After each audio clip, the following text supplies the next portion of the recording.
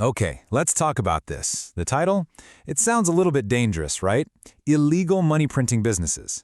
But what if I told you that the most powerful ways to make money operate in a space that feels like a loophole, but is actually just a blue point most people never get to see?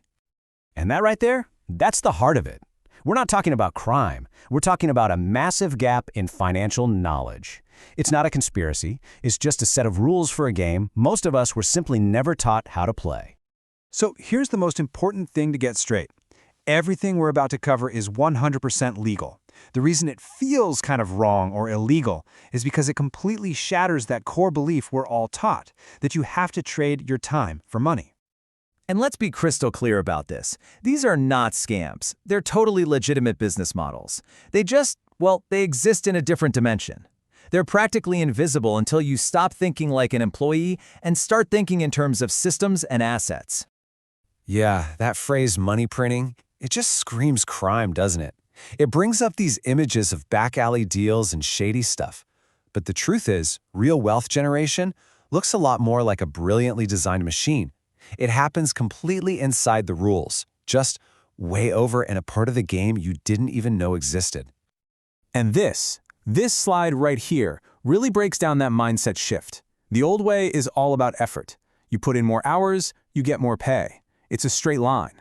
But the new way, it's about systems. You build a structure once, and that structure generates income without your constant direct effort. You're not chasing a salary, you're building an asset. You're not just hustling, you're creating leverage. Okay, so let's make this real. I'm going to walk you through 7 specific blueprints that run on this exact principle. You're going to want to pay close attention because once you see these patterns, it can totally change how you look at work, money, and value itself. So let's get into our first blueprint. This one is built on probably the most powerful and honestly misunderstood asset in the modern world. Think about those niche social media accounts or a newsletter with a super dedicated following. The goal isn't to be a celebrity. Nope.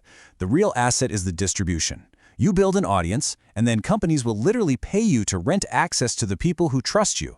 It's like you own a toll booth on the information superhighway. All right, on to blueprint number 2. This one isn't about creating something brand new from scratch. It's really about the art of translation. Now, what's so fascinating here is that you don't have to be the smartest person in the room. Not at all. You just have to be the best translator. You take a complicated topic, finance, coding, you name it, and you make it simple. People are drowning in information. They will gladly pay you for clarity. You're not selling raw data, you're selling understanding. This next one, this is where things start to feel truly unfair if you're stuck in that traditional 9-to-5 mindset. This is the absolute magic of digital assets. We're talking about things like software, online courses, design templates. You put in the work to create it one time, but then you can sell it 1,000 times, 1,000,000 times, whatever. Your time is totally disconnected from your income, and that is the part that feels like you found a cheat code to the game. Okay, our fourth blueprint. Here, we move from creating your own stuff to simply being the ultimate connector. This is all about owning the middle. You don't make the product, you don't handle any inventory, you don't deliver the service, you just own the connection between the person who wants something and the person who has it. Think about affiliate marketing or dropshipping. Your entire asset is just the bridge between the two. Now for a model that's hiding in plain sight, pretty much because it's the opposite of glamorous. You know, everyone is out there chasing the next big tech trend, but absolute fortunes are being made in so-called boring businesses.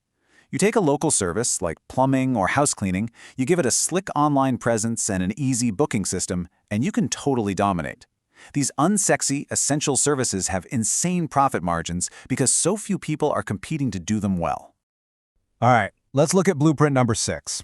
This one isn't a business model exactly. It's more like a personal force multiplier.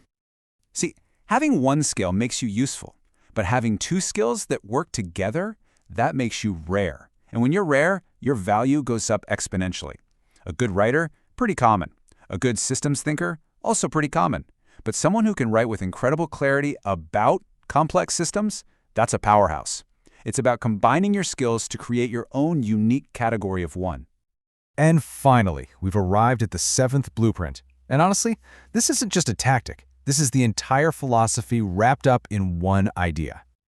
This is the fundamental difference, the big one. A hustle means you are always on a treadmill.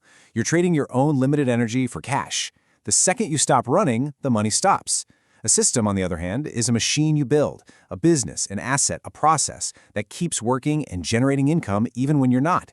One is about burning your fuel, the other is about building an engine. So, as you can see, none of these are against the law, not even close. But what they do is shatter that cultural myth that just working hard is the key to success. Look, hard work matters, but without the right system, it's like trying to fill a bucket that has a giant hole in the bottom. And this is the ultimate takeaway. Once your eyes are open to this way of thinking, your goal completely changes. You stop looking for more ways to work harder, and you start looking for points of leverage. You stop chasing effort, and you start building assets. That's the real question, isn't it? After looking at these 7 blueprints, the world of opportunity probably looks a little different. So the question I want to leave you with is this: what leverage will you build?